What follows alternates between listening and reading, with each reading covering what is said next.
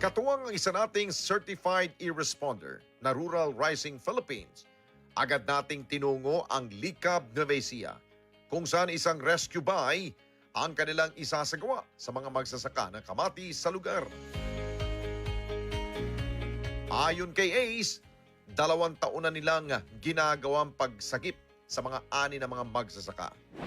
Ang Rural Rising ay isang grupo ng mga netizens na nag-ambag-ambag para tumulong sa mga magsasaka, hindi lang sa Nueva Ecija, kundi sa iba't ibang panig ng Luzon. Nandito tayo ngayon sa isang farmer sa Likab, Nueva Ecija. Humingi siya ng tulong para sa kanyang mga kamatis na premature na na-harvest dahil dito sa dumaang mga baha galing sa amihan. So, dagli-dagling nagtulong-tulong ang mga membro, nag-ambag ng kanilang pera para mabili ang kamatis sa tamang halaga at hindi na iniinda o iniisip na kulang sa araw yung kamatis. Isa si Eddie sa mga magsasakang labis na naapektuhan ng mga pagbaha. Dahil ang kanyang inaasahan na aanihin ng mga kamatis, unti-unting nasisira. Mag-umpisa na sana ako mag-harvest, kaya lang umulan. Halos 3 araw umuulan. Noong pangatlong araw, sir, nagsimulang lumalim ang tubig hanggang sa pumasok na sa may kamatisan. So, ang ginawa po namin, sir, yung po pwedeng pitasin, pinitas na namin. Tapos tinawagan ko si Sir Ace sa Rural Rising. So, humingi ako ng tulong sa kanila para makuha yung kamatis ko. Tinatawiran kong tulay dito, inaabot din, inanod din ng tubig, kaya naagos.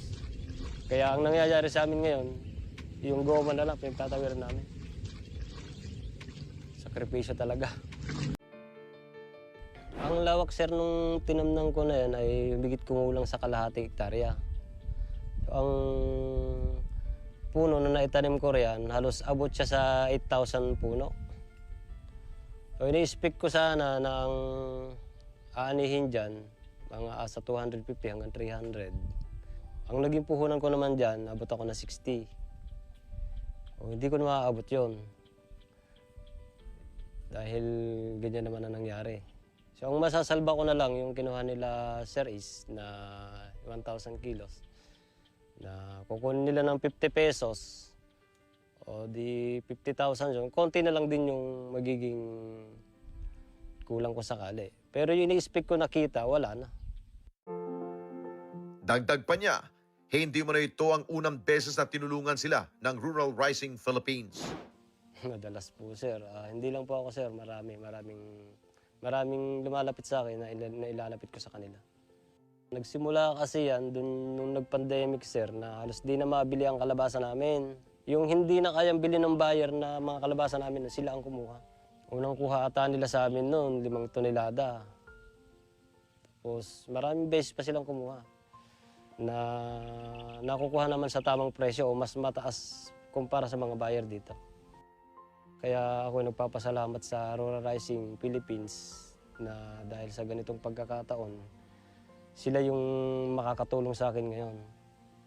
Kasi kapares ng sir, nabaha. Pag ang sinabi mo kasi na ang gulay mo ay nabaha, halimbawa ang presyo 50, tatawaran na lang niya na 10 o mas mababa pa. Binisita rin namin ang Ruri House sa lungsod ng Quezon kung saan dinala ang mga naisalbang kamati sa Likab Nueva Ecija. Inabutan namin ang ibang riders na pinipick up ang mga biniling kamati sa mga Ruri members, maging ang iba pang mga ani na na-rescue ng grupo. Ipinakita rin sa atin ni Ace kung saan nila inimbak pansamantala ang mga kamatis. So ito yung mga na-rescue natin yesterday. They're perfectly fine na. But still, hindi mo maiwasan na merong makakalusot and people understand na these are rescue produce. Makikita rin sa bahay ng iba pang produkto na sinagip ng Rural Rising Philippines na kanilang binebenta sa kanilang mga miyembro.